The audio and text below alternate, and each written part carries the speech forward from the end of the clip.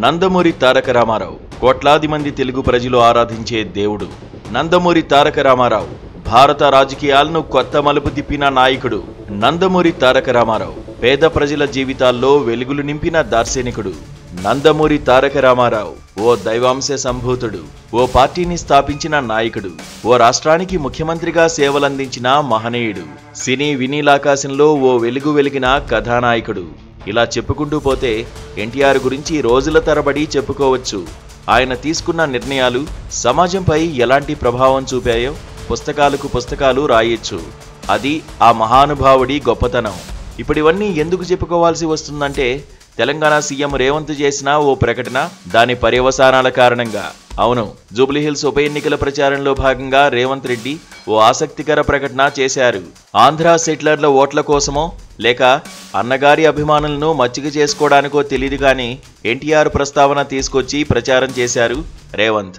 జూబ్లీహిల్స్ ఉప ఎన్నికల్లో కాంగ్రెస్ అభ్యర్థిని గెలిపిస్తే త్వరలో మైత్రివనంలో ఎన్టీఆర్ విగ్రహాన్ని పెడతానని హామీ ఇచ్చారు.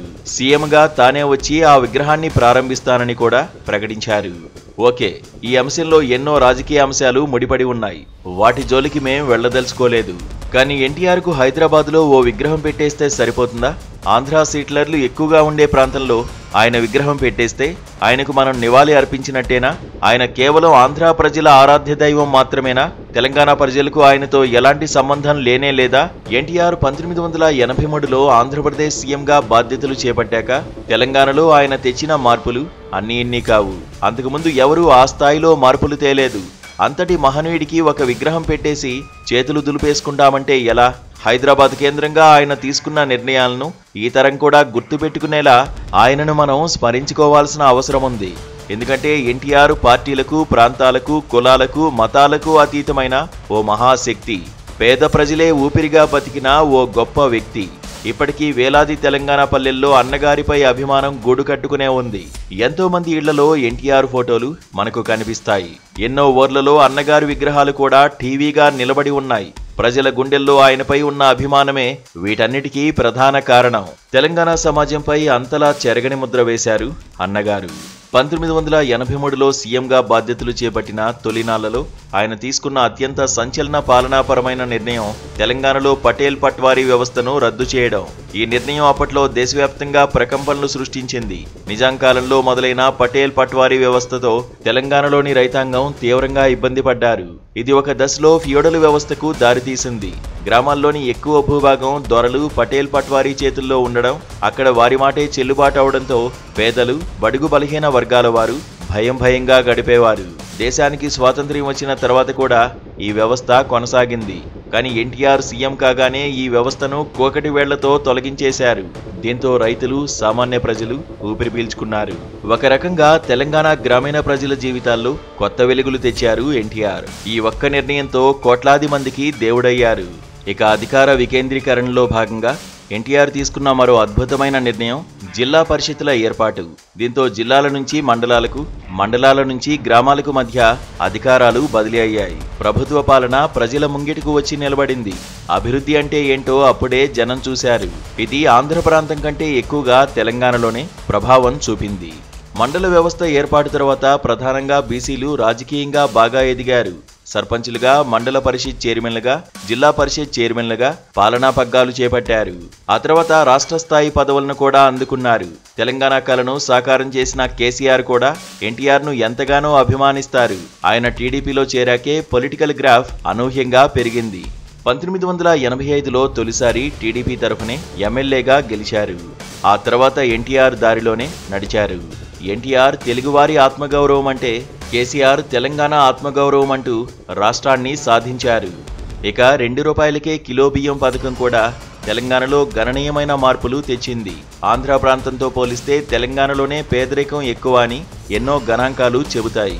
ఈ క్రమంలో ఈ పథకంతో కొన్ని లక్షల మంది పేదలు కడుపు నిండా తిన్నారు. ఈ పథకం ఇప్పటికీ దేశంలోని అన్ని రాష్ట్రాల్లో ఏదో ఒక రూపంలో అమలవుతూనే ఉంది. అది ఎన్టీఆర్కు పేద ప్రజలపై ఉన్న ప్రేమ, అభిమానాలకు నిదర్శనం. ఇక హైదరాబాద్ అభివృద్ధికి బాటలు వేసిన తొలి వ్యక్తి కూడా ఎన్టీఆర్ అని చెప్పుకోవచ్చు. అప్పుడు మద్రాసులో ఉన్న తెలుగు సినీ రంగాన్ని హైదరాబాద్కు తీసుకువచ్చారు ఎన్టీఆర్. ఈయన పిలుపుతో ఎంతో మంది దర్శకులు, నటులు, నిర్మాతలు, 24 క్రాఫ్ట్స్ కు సంబంధించిన నిపుణులు మద్రాసు నుంచి హైదరాబాద్ బాటపట్టారు. ఇప్పుడు ప్రపంచంలోనే పేరొందిన సినీ పరిశ్రమల్లో తెలుగు కూడా ఒకటిగా నిలుస్తోంది. ఇందుకు ఎన్టీఆర్ హయాంలోనే అడుగులు పడ్డాయి. ఇప్పుడు మనం చూస్తున్న ఫిలిం నగర్, జూబ్లీ హిల్స్ ప్రాంతాలు ఆ రోజుల్లోనే అభివృద్ధి చెందాయి. ఆ డెవలప్మెంట్ తర్వాత రోజుల్లో హైటెక్ సిటీ దాకా చేరుకుంది. చంద్రబాబు హయాంలో పడ్డ ఐటీ అడుగులు నేడు హైదరాబాద్ను ప్రపంచ పటంలో అత్యున్నత స్థానంలో నిలబెట్టాయి. అభివృద్ధి అనేది అన్ని ప్రాంతాలకు సమానంగా అందాలని ఎన్టీఆర్ నొక్కి చెప్పేవారు. తెలంగాణపై ప్రత్యేక దృష్టి పెట్టేవారు. కానీ ఆ తర్వాత వచ్చిన పాలకుల్లో కొందరి నిర్లక్ష్యం వల్ల తెలంగాణలో వ్యవసాయ రంగం, విద్యా వ్యవస్థ, ఉపాధి రంగాలు దెబ్బతిన్నాయి. ఇది ఇక్కడి ప్రజల్లో ప్రత్యేక రాష్ట్ర డిమాండ్ను ప్రేరేపించింది. ఆ కారణంగానే 1990 తర్వాత మళ్లీ స్వరాష్ట్ర ఉద్యమం తెరపైకి వచ్చింది. రాష్ట్ర విభజనకు దారితీసింది. కానీ అంతకంటే ముందు ఎన్టీఆర్ తెలంగాణపై చూపిన ప్రేమ, అభిమానాలకు కొదవే లేదు. అందుకే ప్రతి తెలంగాణ పౌరుడి గుండెల్లో ఆయన గుడి కట్టుకున్నారు. రాజకీయాల్లో తప్పదు కాబట్టి కొన్ని పార్టీలు ఆయన్ని విమర్శించేవి. కానీ ఆయన ఓ అపురూపమైన వ్యక్తి. ప్రత్యేకించి తెలంగాణ అభివృద్ధికి దశ దిశ చూపిన మహానుభావుడు. ఇంత ఉన్నతమైన వ్యక్తికి కేవలం ఒక విగ్రహం పెట్టి చేతులు దులుపుకోవాలనుకోవడం మాత్రం అభ్యంతరకరం. సమాజంపై ఆయన చూపిన ప్రభావం ఓ సంచలనం. ప్రజల చెంతకే పాలన తెచ్చిన విధానం, బడుగు బలహీన వర్గాలకు రాజ్యాధికారం ఎన్టీఆర్తోనే సాధ్యమయ్యాయి. ఈ నిర్ణయాలు ఎక్కువగా తెలంగాణలోనే ప్రభావం చూపాయన్నది మాత్రం 100కి 100 పాళ్ళు వాస్తవం. అందుకే ఆయన్ను మనం మరింత ఉన్నతంగా గౌరవించుకోవాలి. ఆయన కోసం ఓ స్మృతివనాన్ని నిర్మించుకోవాలి. అక్కడ ఓ లైబ్రరీ ఏర్పాటు చేసి ఆయన చరిత్రను ఈ తరం ప్రజలు తెలుసుకునేలా ఏర్పాట్లు చేయాలి. హుస్సేన్ సాగర్ మధ్యలో నిలువెత్తు బుద్ధ విగ్రహాన్ని ప్రతిష్ఠించి గొప్ప విలువలు చాటుకున్న ఎన్టీఆర్కు కూడా అంత పెద్ద విగ్రహం ఏర్పాటు చేయాలి. ఎందుకంటే ఆయన ఏ ప్రాంతానికో, కులానికో, పార్టీకో సంబంధించిన వ్యక్తి కాదు. తెలంగాణ సమాజంపై పెను ప్రభావం చూపిన మహాశక్తి. అలాంటి ఆయనను మనం గొప్పగా స్మరించుకోవాలి. జయ హో ఎన్టీఆర్.